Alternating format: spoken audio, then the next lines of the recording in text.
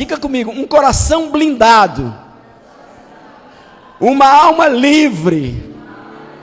Diga, Cristo vive em mim. Amém? Dê um aplauso para o Senhor, querido. É isso que Deus quer para nós, um coração blindado, né? Essa palavra blindado está muito em foco hoje, né? Mas aqui o coração blindado, amém, que seja também o nosso coração físico blindado, né? Mas a gente está falando aqui das nossas emoções, da nossa alma, né? Deus fala muito comigo no louvor. Deus fala muito comigo no louvor. E Deus me deu palavras-chave hoje nesse louvor. Sabe? Deus deu palavras-chave nesse louvor que está conectado com o que Deus me propôs para falar com os irmãos nessa noite. Amém, querido? E é isso que Deus quer para nós, um coração blindado, querido. Um coração curado. Amém? E eu quero ler Romanos, capítulo 1, versículo 17. Amém? Romanos 1, 17. Você sabia que o cristão, diga assim, o cristão vive pela fé. Amém? É isso que diz esse texto, Romanos 1, 17, olha. Visto que a justiça de Deus se revela no evangelho de fé em fé, como está escrito, o justo viverá da fé. Amém? Olha, querido, a fé é fundamental. Sem fé é impossível agradar a Deus. A incredulidade não agrada a Deus. Sem fé, olha, a Bíblia diz, sem fé é impossível. Impossível agradar a Deus. Amém? Então o justo viverá por fé. Diga, a minha vida é uma vida de fé. E fé em quê, querido? Fé em Deus. Fé na palavra de Deus. Crer que aquilo que Deus diz na sua palavra é verdadeiro, é uma verdade espiritual, amém? Então Gálatas 2,19, olha aí, então, primeiro ponto, nós vivemos pela fé, amém? Nós vivemos pela fé. Fé em quê? Fé na palavra de Deus, fé naquilo que Deus diz, porque para nós, a verdade é aquilo que Deus diz. Diga, a verdade é aquilo que Deus diz.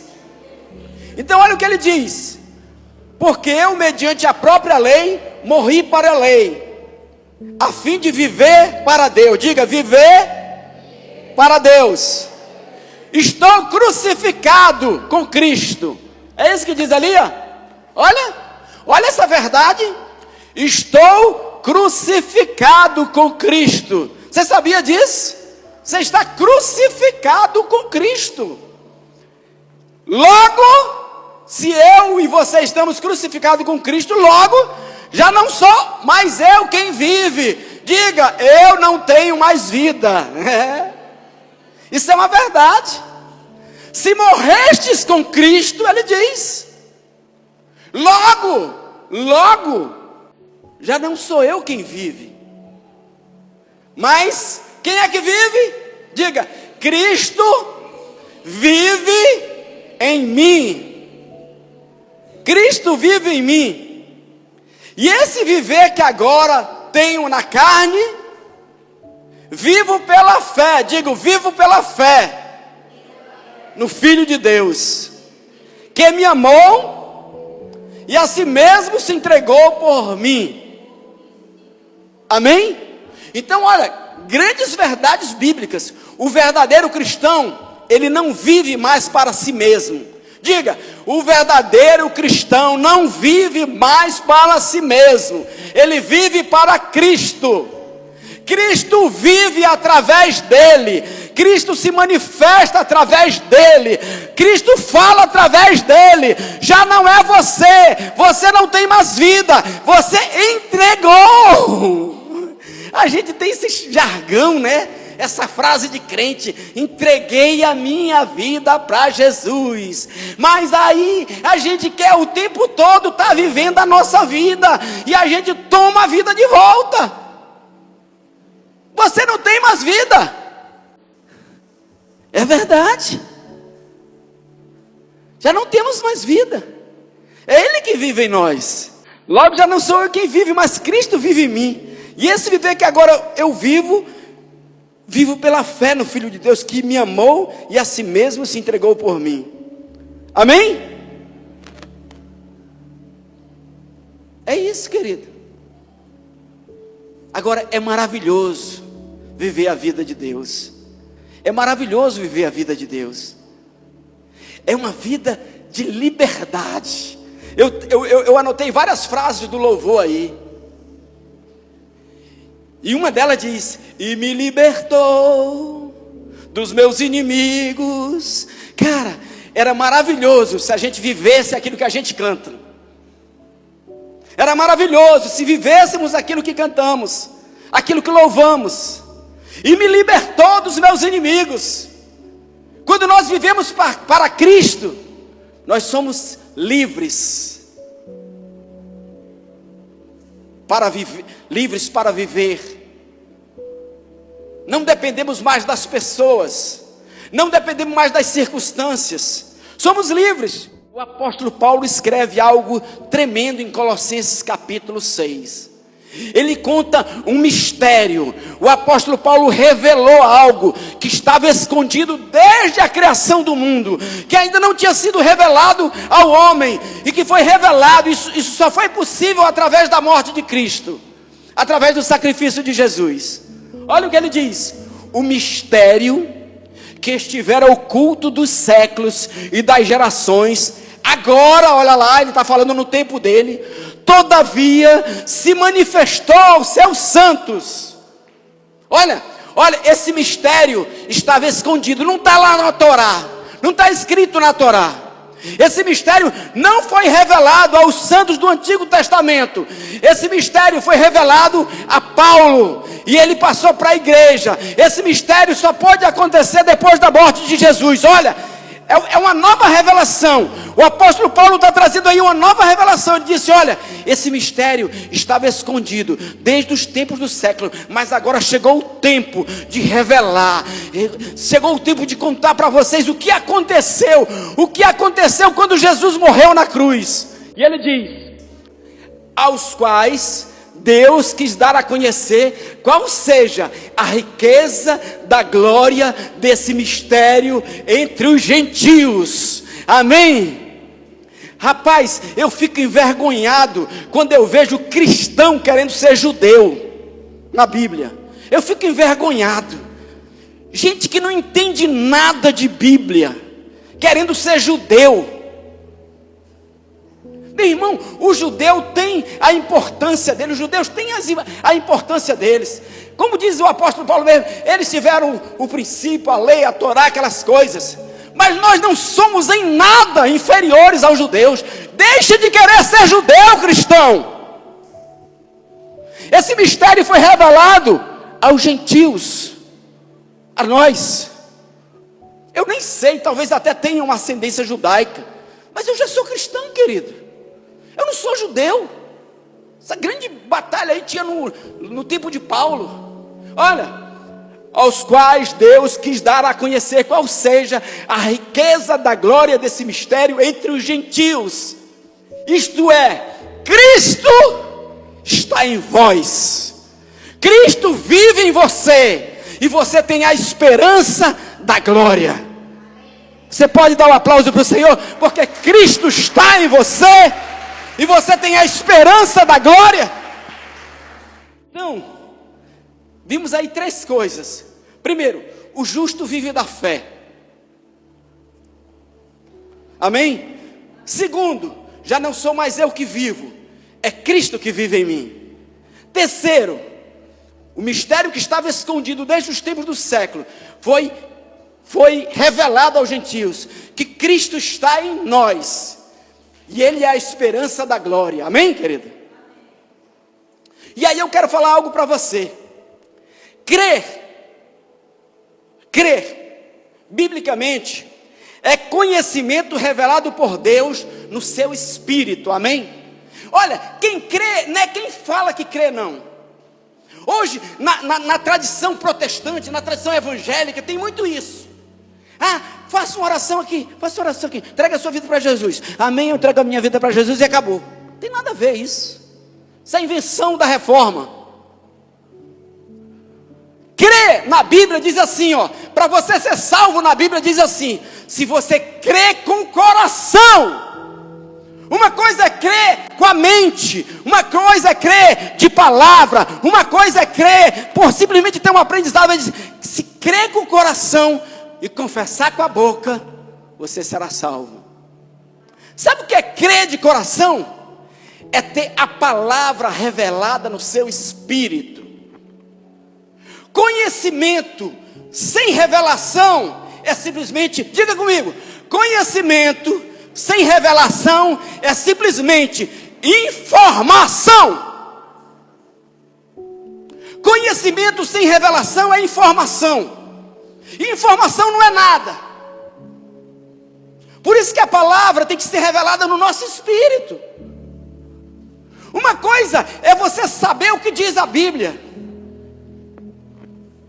Uma coisa é você saber o que está escrito na Bíblia. Outra coisa é aquilo que está escrito ser revelado no teu espírito. Você tem uma compreensão, um entendimento espiritual disso. Amém, querida? Fora isso, é só informação. A pessoa pode pregar bem, maravilhosamente pregar bem.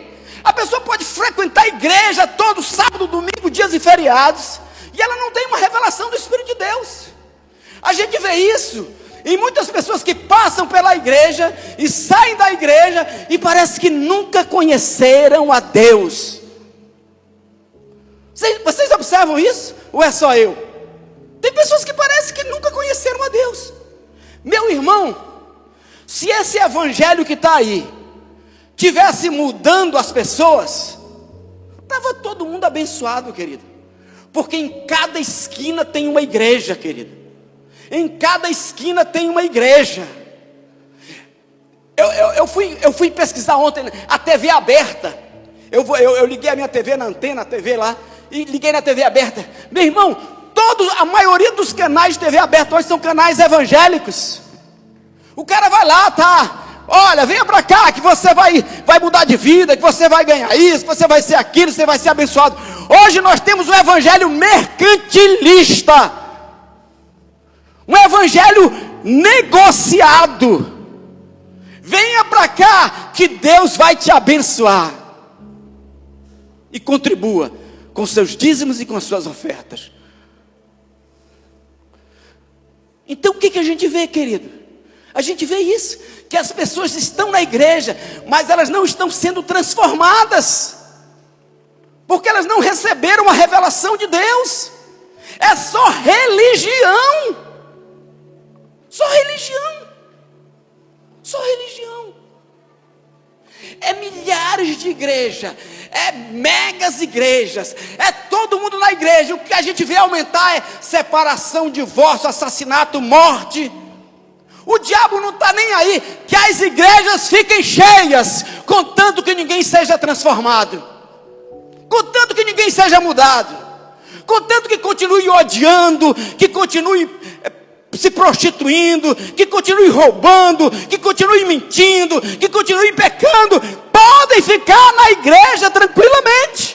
O diabo não se importa com isso. Por isso que vai haver muita surpresa, querido. Porque, não sei, se na primeira dispensação, na dispensação de Noé, só 8 pessoas se salvaram, ali se bem que ali é da questão do físico, né? Questão física ali. Mas, Jesus disse, que estreita é a porta,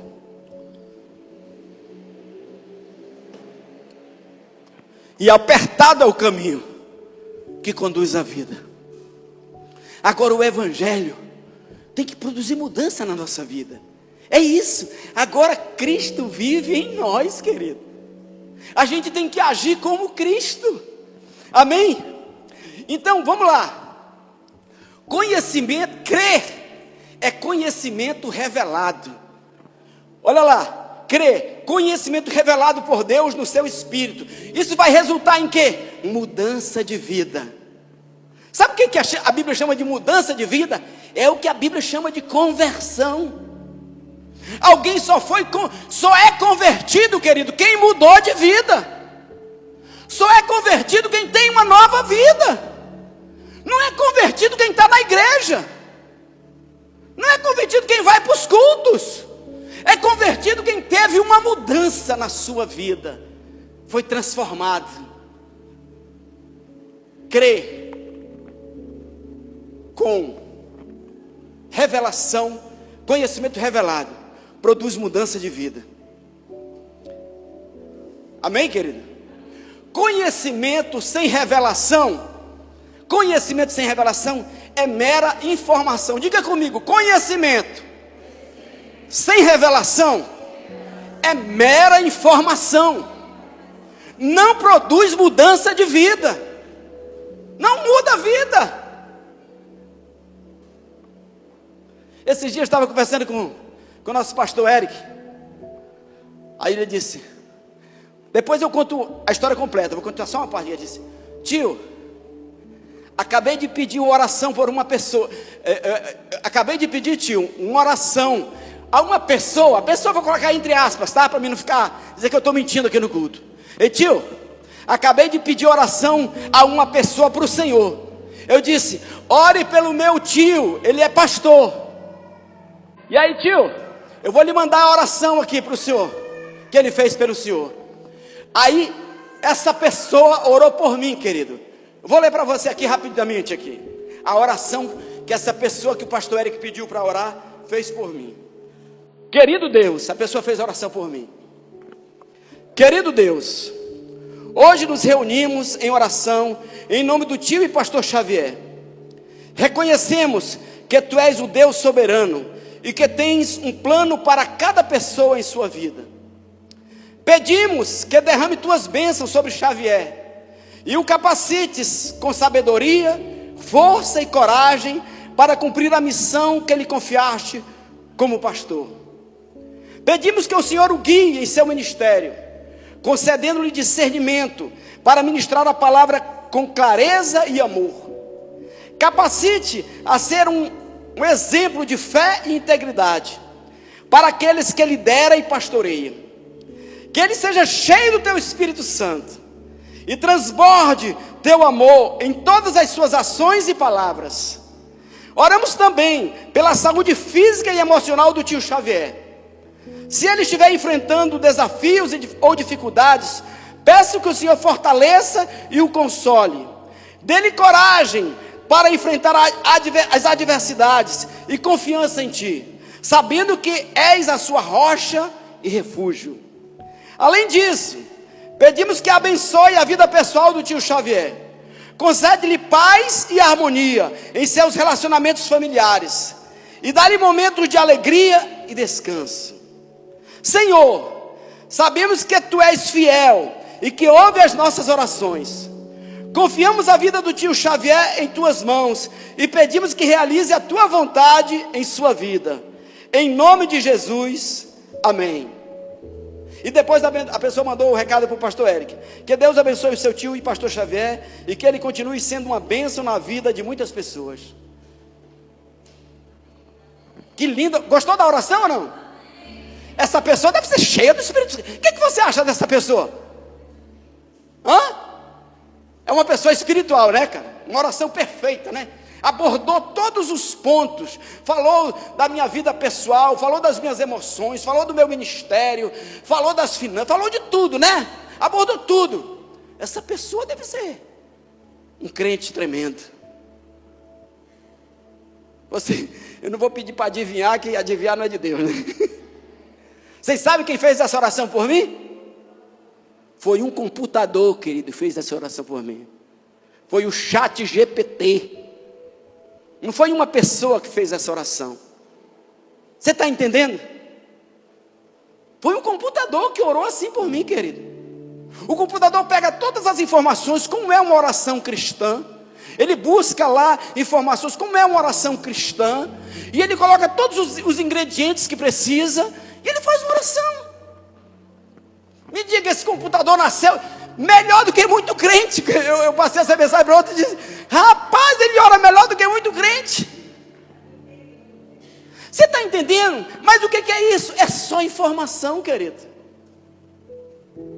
Essa semana, até por isso que eu comentei com o pastor Eric, porque essa semana, lá na Inglaterra, 2 cultos de uma igreja, da igreja anglicana, foram pregadas por avatar, pela inteligência artificial. Em vez de colocar um pastor, colocaram um avatar e fizeram uma pregação para o culto. Você está entendendo para onde nós estamos indo, querido? Um computador.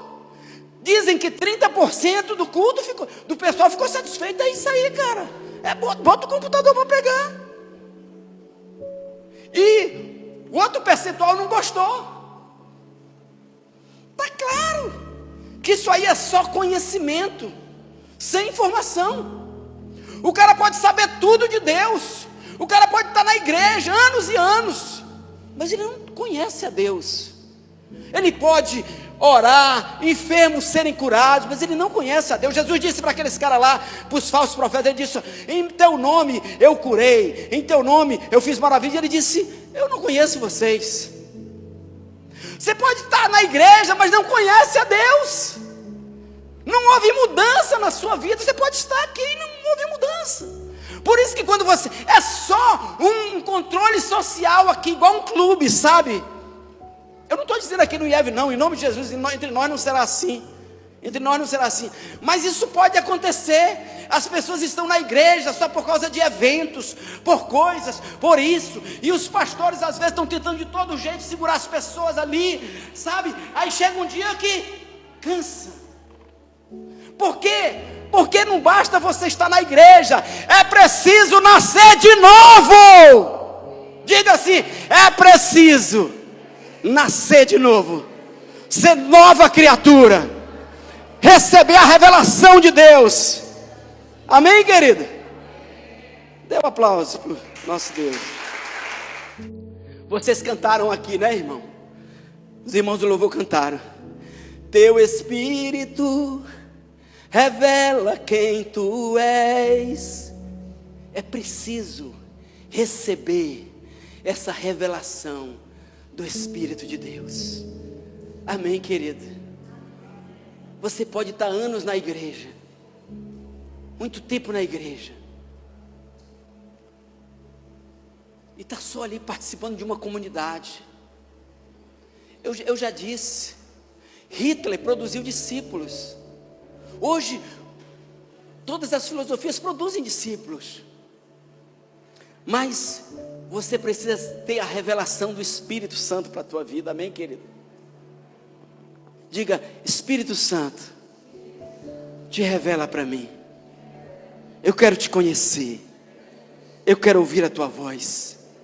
Eu quero ser guiado por ti. Eu quero ser dirigido por ti.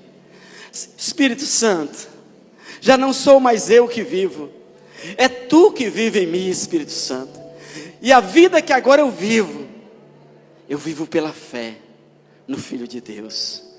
Amém, queridos? A fé hoje, no meio cristão, no meio evangélico, é usada muitas vezes só para adquirir coisas. A fé não é algo que é só para adquirir coisas. Porque a Bíblia fala de heróis da fé que não tiveram nada nessa vida, foram torturados, cerrados, viviam escondidos nas cavernas, vestidos de peles de ovelhas e de cabras. Do ponto de vista do mundo, eles não tinham nada, mas o escritor bíblico atesta que eles tinham fé. Porque fé não é algo para a gente conquistar coisas. Fé é uma visão, é um modo de vida, é um estilo de vida, é uma maneira de ver a vida. Isso é fé. A fé é uma maneira de ver a vida. Tanto que a Bíblia diz que Moisés, olha, sendo filho da filha de Faraó, teve por mais vantajoso sofrer com o povo de Deus do que usufruir dos prazeres transitórios do pecado na corte de Faraó. Olha como fé não é ter coisas, fé é uma visão, é um modo de vida, fé é como você vê a vida. Que tinha Paulo, que tinha Pedro, eles não tinham nada do ponto de vista desta vida, mas foram homens de fé. Eu não estou dizendo que o povo de Deus tem que ser um povo miserável, amém, queridos? Não é isso. Mas isso não é o foco. O foco, nós temos fé para viver para Cristo. Então aqui, olha, deixa eu lhe dizer, o uso primário de fé na Bíblia não tem nada a ver com crer para conquistar coisas. O uso primário de fé na Bíblia fala de uma perspectiva de vida, um olhar pelo qual se vê a vida. Se nós não tivermos esse entendimento, a vida valerá mais do que a verdade. Olha, tem 2 pastores que influenciaram a minha vida. Eu aprendi graça com ele, porque esse negócio de graça é uma confusão. Muita gente que graça é só um cheque em branco para pecar. Graça não é isso não. Graça é perdão, mas graça é transformação, graça é capacitação, graça é poder, graça é provisão. Por isso que a Bíblia chama de a multiforme graça de Deus. Ela se revela de várias maneiras, da graça. Mas para muita gente, a graça é simplesmente um cartão de crédito para pecar à vontade.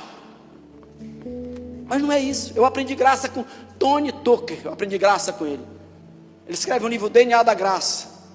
E eu ouvi uma ministração que aquilo ali, cara, me deu estabilidade, base sobre a vida. E eu aprendi fé com Dan Mohler. Esse é um pregador, não é muito famoso, mas ele fala sobre isso, sobre viver sem viver para Cristo, não deixar que ao sermos tratados mal, com ingratidão ou de alguma maneira, a gente abandone o ministério, a gente abandone a nossa missão, a gente abandone o nosso propósito. É não olhar para as pessoas, é olhar para Cristo. Vê como a Bíblia diz, olhando para Jesus. A gente não tem que olhar para as pessoas, a gente tem que olhar para Jesus. Se não tiver esse entendimento, a vida valerá mais do que a verdade. E qual é a verdade? A verdade é que Cristo está em você, querido, a esperança da glória. Cristo vive em ti. Nós não somos cristãos, o cristão hoje vive na luta para vencer, não, nós somos chamados para brilhar, para ser luz aqui. O mais importante aqui é nós abençoarmos a vida de outros. É certo que haverá lutas e dificuldades, ele disse, Jesus fala várias vezes lá em Apocalipse, ele diz, olha, vocês vão passar por um sofrimento de 10 dias, ser fiel até a morte, dar-te a coroa da vida. Jesus nunca prometeu vida boa para os cristãos, pelo contrário. O deserto, você lembra do deserto dos israelitas? Eles estavam lá só para saber o que eles podiam receber de Deus. A Bíblia diz que durante 40 anos Deus deu sandália, Deus deu roupa, Deus deu comida, e eles viviam reclamando.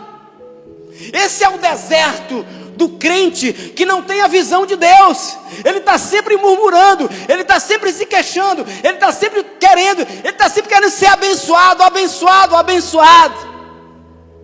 Mas tem um outro deserto, o deserto de Jesus, lembra? Jesus ficou 40 dias no deserto, e no deserto ele foi cheio do poder do Espírito Santo. No deserto ele venceu o diabo. No deserto ele saiu fortalecido do deserto. O deserto ele foi treinado. Meu irmão, as dificuldades que Deus permite na nossa vida é para nós sermos treinados, para nós sermos fortes. Não é para nos matar não, é para nos fortalecer. Não existe soldado treinado na moleza, não existe soldado treinado no bem bom, querido. Todos que ficam no bem bom vão ser frouxos, molengas, bobões. Deus treina o seu povo é na fornalha, é no batismo de fogo. A Bíblia diz que o fogo arranca a impureza da gente. O fogo tira aquilo que não importa, aquilo que não interessa. Amém, queridos? Então há um deserto que é bênção na nossa vida, que nos capacita. A estratégia do diabo é parar você com lutas, mas se você resistir ao diabo, ele vai fugir de você, e você vai sair em vitória e em triunfo, amém? Você vai sair vitorioso. Existe um deserto, querido, que é bom para a gente. Se a gente não tiver esse deserto, ninguém vai ser treinado em nada. Deus nos treina no deserto. Mas existe o deserto para o crente que não tem a visão de Deus. O deserto, ai, pelo amor de Deus, o deserto. Não deixa que isso, não. Aquilo que tu teme domina você. Jó disse: aquilo que eu temo me sobrevém. Então, o deserto dos israelitas e o deserto de Jesus, você é cristão para brilhar, porque você foi salvo, liberto, redimido. Você agora sabe a sua posição. O uso da fé não tem nada a ver com receber uma bênção. A fé fala de uma visão, de um modo de ver a vida. Amém? Olha lá, Hebreus 11:23. Pela fé, Moisés, apenas nascido, foi ocultado por seus pais durante 3 meses, porque viram que a criança era formosa. Também, olha, não ficaram amedrontados pelo decreto do rei. Pela fé, Moisés, quando já homem feito, recusou ser chamado filho da filha de Faraó, preferindo ser maltratado junto com o povo de Deus, a usufruir prazeres transitórios do pecado. Meu irmão, depois que Moisés descobriu quem ele era, querido, ele não quis saber mais de ser da família de Faraó. Eu sou da família de Deus. Eu sou da família de Deus. Ele sabia a identidade dele. Quando você sabe quem você é, ninguém mais vai te ferir, ninguém vai mais te magoar, tu não vai ficar frustrado com nada, tu não vai se decepcionar com ninguém, porque você sabe quem você é. Amém? Você em Cristo é superior às circunstâncias. Você está aqui para ser semelhante a Cristo, proclamar Cristo com a sua vida e com o seu estilo de vida. E outra coisa, querido, tempo difícil vem para todo mundo. O diabo é especialista nisso. Acontece uma coisa ruim na tua vida, olha, eu acho que foi porque tu fez aquilo. Eu acho que foi porque aconteceu aquilo contigo. Pô, o diabo está sempre nos acusando, ele é o acusador dos nossos irmãos. Mas a Bíblia diz que o dia mau vem para o bom, vem para o justo e vem para o injusto, querido. Deus faz nascer o sol sobre todos. A tempestade vem para o sábio e para o tolo. Viver Cristo é uma forma de viver sem considerar a própria... Diga, viver em Cristo. Diga, fale alto. Viver em Cristo é viver sem considerar a própria vida em face da morte. Viver em Cristo é isso. É entregar a sua vida. Porque somos entregues à morte o dia todo. Somos como ovelhas levados para o matadouro. Mas em todas essas coisas, somos mais do que vencedores. E outra coisa, a gente tem uma desculpa hoje. Não, isso é as emoções. Eu sou humano. Não, querido. Deus criou Adão humano e Adão era perfeito. As más emoções de Adão só começaram depois da queda. Antes da queda, Adão não tinha medo. Antes da queda, Adão não tinha ódio. Antes da queda, Adão não tinha ira. Antes da queda, Adão não tinha imoralidade sexual na mente dele. Antes da queda, Adão não tinha nada de ruim. Isso é uma mentira do diabo. Não, irmão, você é humano. Então não somos novas criaturas. Não, nós somos nova criatura. E se a gente crê que a gente é do pecado, que é pecador, aí você fica a vida toda gritando, é porque eu sou pecador. Querido, procure. Leia a carta de Pedro, leia a carta de Paulo, leia todas as cartas dos apóstolos. Você vê ele se lamentando o tempo todo, dizendo, eu sou um pecador, eu sou miserável, eu sou isso, eu sou aquilo. Isso é coisa da reforma, querido. Pelo contrário, Paulo diz, mas foste justificado, mas foste santificados, vocês eram assim, mas agora vocês são desse jeito, agora vocês são filhos de Deus.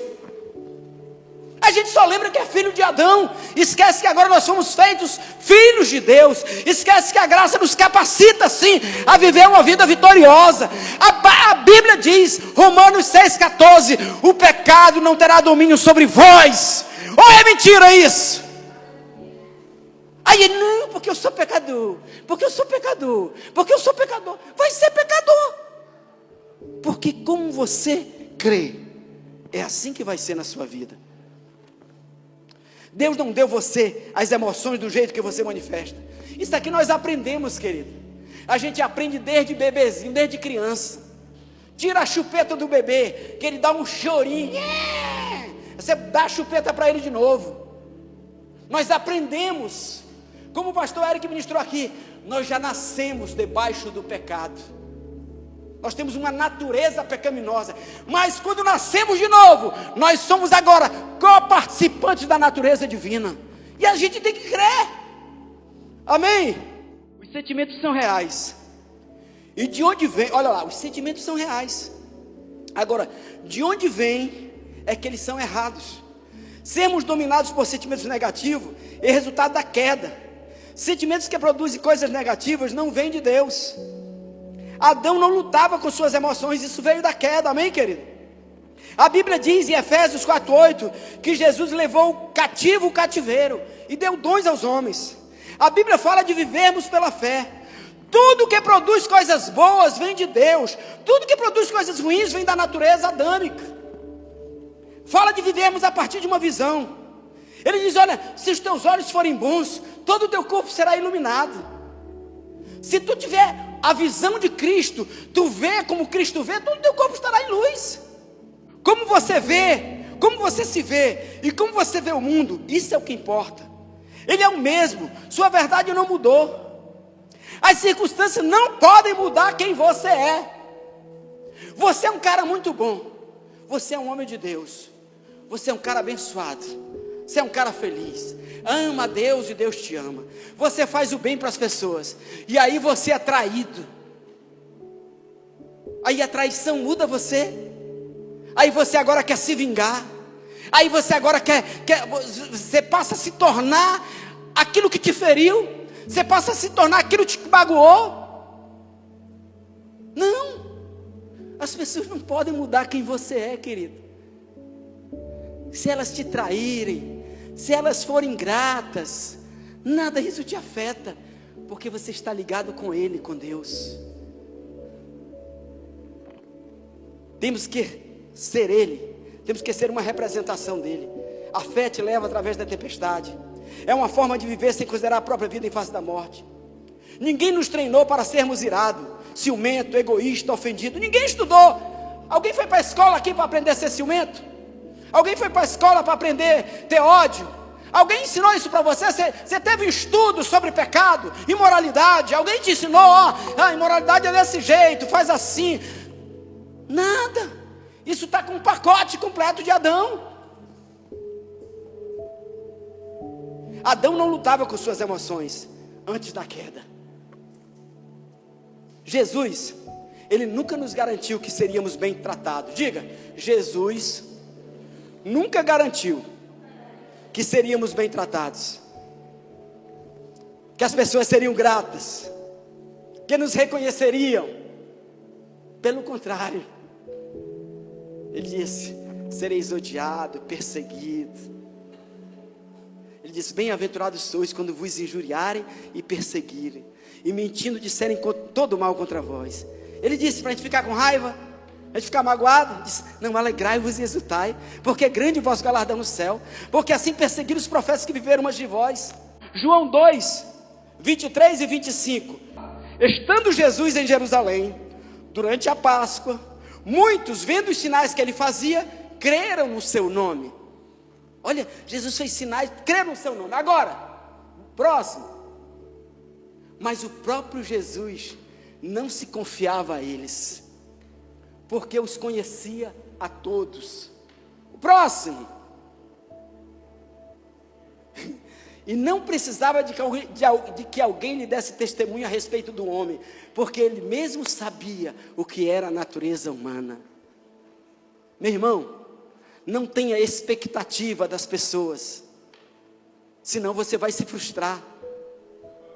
Jesus não esperava nas pessoas, ele conhecia a natureza humana, ele estava preparado, sabia? Ele estava preparado para ser traído. Todos os discípulos o abandonaram, não foi isso? Quando ele ressuscitou, ele tratou eles mal? Não, vem cá, eu amo vocês, vocês passaram por isso aí, por essa dificuldade, mas eu continuo crendo em vocês, eu continuo confiando em vocês. Vai, fala para os meus discípulos. E a Pedro estava desviado lá, afastado, ele amaldiçoou Jesus, ele disse que não conhecia Jesus, ele saiu do discipulado de Jesus, ele disse, aí ele vai e fala para o meu amigo Pedro lá, a Pedro, aos meus discípulos e a Pedro. Jesus não levou em conta a ofensa, e o maior é na cruz, querido, na cruz. Lembra que você, aí eu vi outro louvor aqui, a cruz te libertou, não cantamos? A cruz te libertou? Cantamos? A cruz te libertou, e me libertou dos meus inimigos.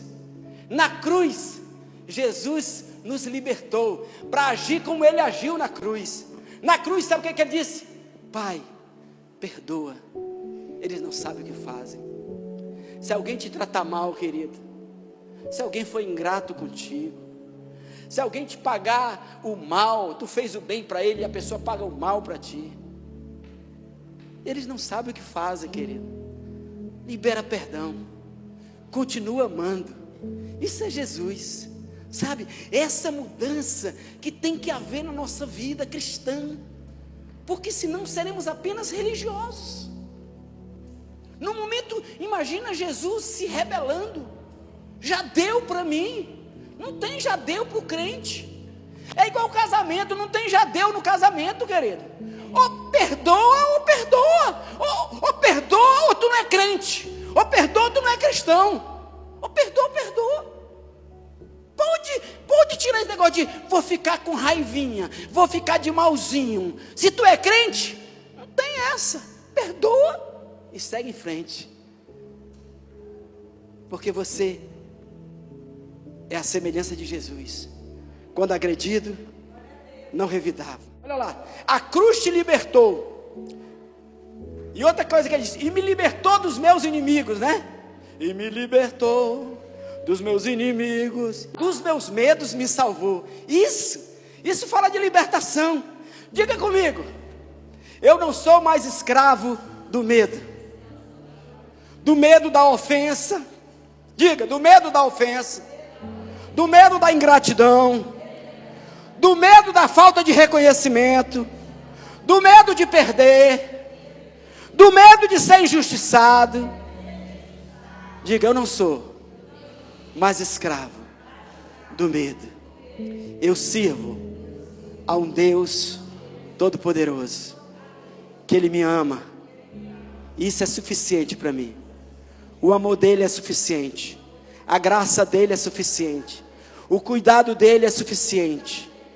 E Ele me trouxe a esse mundo para amar, para ser luz. A exemplo de Jesus, eu quero amar as pessoas. Se for preciso sofrer por elas, porque foi Ele que deu o exemplo para nós seguirmos. Sofrer por elas, servi-las de todo o coração. Como Jesus limpou os pés dos discípulos, Ele disse, façam o mesmo. Lave os pés uns dos outros, perdoem uns aos outros. Não deixa a ofensa, a ingratidão, a injustiça, a raiva, a ira, o ódio te paralisar. Amém, querido? Decida ser como Jesus.